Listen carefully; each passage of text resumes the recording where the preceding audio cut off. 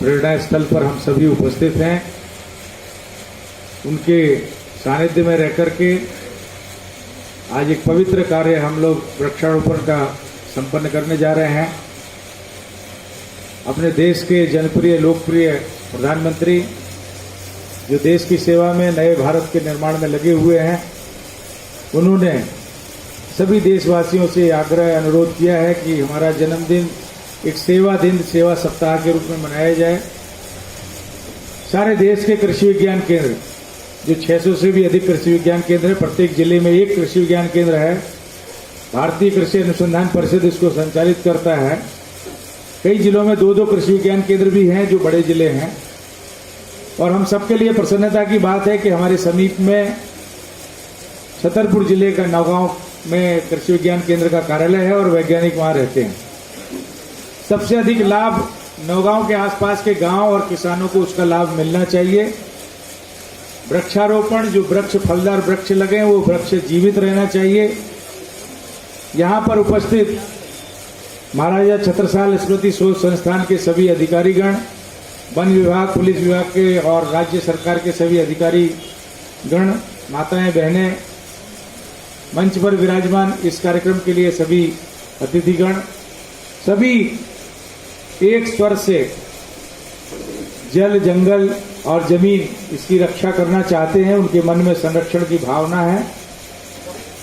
संपूर्ण देश में पर्यावरण के प्रति जो चिंता हुई है, राष्ट्रीय स्वयंसेवक संघ ने भी अपनी बैठक में ये तय किया कि हम इस वर्ष को और आने वाले वर्षों में पर्यावरण के प्रति लोगों को जागरूक करेंगे।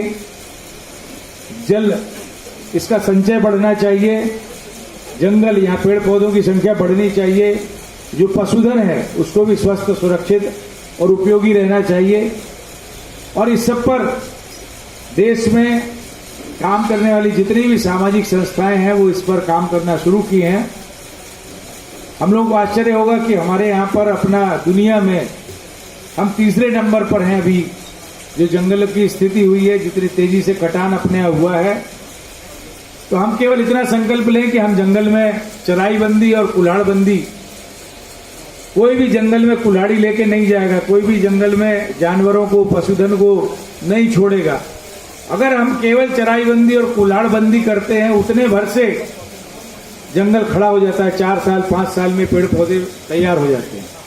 ये केवल कहने की बात नहीं है। हम लोगों ने 500 गाँव में और खास करके 35,000 हेक्टेयर के 17 गाँव में, जहाँ 6-6 महीने पानी नहीं होता था, लोग पलायन कर जाते थे, वहां पर पानी की व्यवस्था की। और जहां पहाड़ों पर एक भी पेड़ नहीं होते थे, वहां पर आज अच्छे जंगल और डेंस फॉरेस्ट है। वहां पर देश भर के लोग जाकर के वहां देख रहे हैं।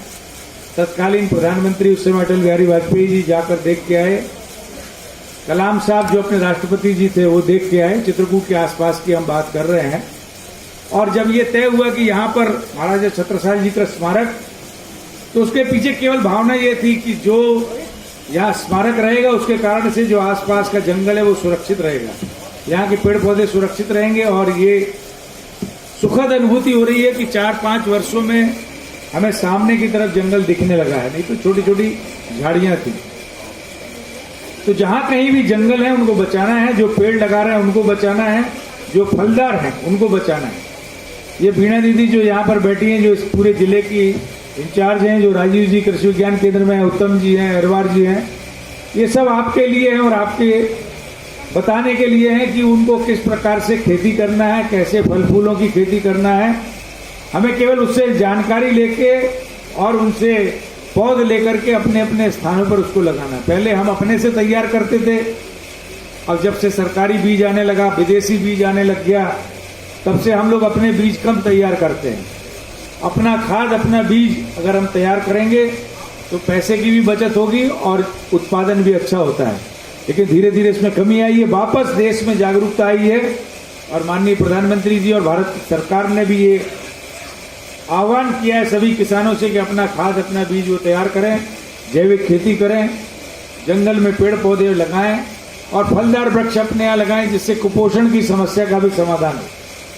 डॉक्टर बीणा पाणी श्रीवास्तव जी जो वैज्ञानिक हैं और जो इसी विषय की वैज्ञानिक हैं, लंबे समय तक उन्होंने हमारे साथ रह करके काम किया है। चित्रकूट में वो वैज्ञानिक के तौर पर रही, दो कृषि विज्ञान केंद्रों में रही।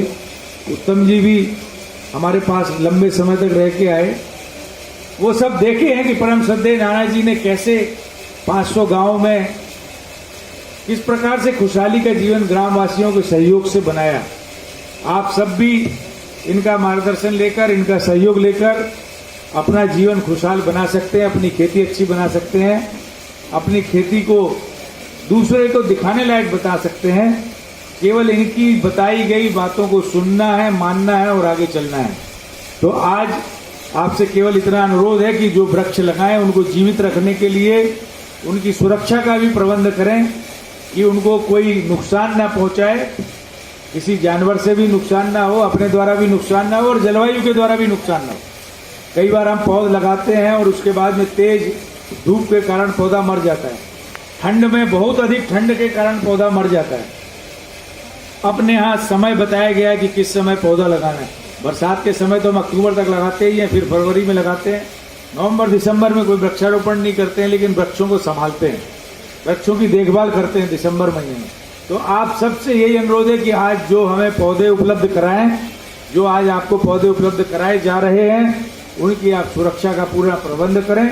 और आगे भी जो आपसे अनुरोध किया गया है कि अपने बच्चों के जन्मदिन पर, अपने माता पिता के स्मृति दिन पर हम स्मृति वन के नाम से, स्मृति दिन के नाम से फलदार वृक्षों का रोपण, इमारती लकड़ी का किसी भी प्रकार का रहेगा। जब जंगल बढ़ेंगे तो पर्यावरण अच्छा होगा और हमारा जनजीवन भी अच्छा होगा। अभी हम लेह लद्दाख में एक सप्ताह के प्रवास पर थे, वहां पर पेड़ नहीं है, पूरे पहाड़ों पर एक भी पेड़ नहीं है और उसके कारण से वहाँ ऑक्सीजन की कमी है। हम लोग जब यहाँ से वहाँ जाते हैं, अपने ही देश में जा रहे हैं, लेकिन वहाँ सांस लेने में तकलीफ होती है। एक दिन एक व्यक्ति वहाँ चल नहीं सकता, रह नहीं सकता, क्योंकि वहाँ पेड़ नहीं है, पानी भी नहीं है, बरसात नहीं होती। आपको आश्चर्य होगा कि वहाँ वर्षा नहीं होती, बर्फ है, बर्फ की बरसात होती है, लेकिन पानी की बरसात नहीं होती वहाँ पे। और ऐसा भी अपने देश में जगह है, वहाँ एक भी पेड़ नहीं है, वहाँ पर बरसात नहीं होती है, बर्फ गिरती है। वही बर्फ का पानी जब जमीन में अंदर जाता है तो पानी बन के रिस रिस के नदियाँ बनती है और फिर लोगों को पीने का पानी और जीवन देता है। वहाँ पेड़ लगाने के लिए लोगों को तपस्या करनी पड़ती, साधना करनी पड़ती, तब कहीं जा करके वो छोटे मोटे पेड़ वहाँ तैयार होते हैं, जंगल तैयार होता है। जो पशुधन है उनके लिए चारा बड़े मुश्किल से तैयार होता है। तो प्रकृति ने, नेचर ने बुंदेलखंड को अच्छा वर्षा का प्रतिशत दिया हुआ है। केवल वो पानी बह के चला जाता है, निकल जाता है, नदियों में चला जाता है, नदियों से समुद्र में चला जाता है। तो हम जितना पानी को अपना, गांव का पानी गांव में, खेत का पानी खेत में, जितना हम उसको रोक सकेंगे, संभाल सकेंगे, उतना हमारे लिए पानी की व्यवस्था होगी, सिंचाई के लिए भी, पीने के पानी के लिए भी। तो आप सबको कोई बहुत बड़ा भाषण देने की आवश्यकता नहीं है, आप सब जानकार हैं। पौधे लगाना है, बचाना है, आगे बढ़ाना है।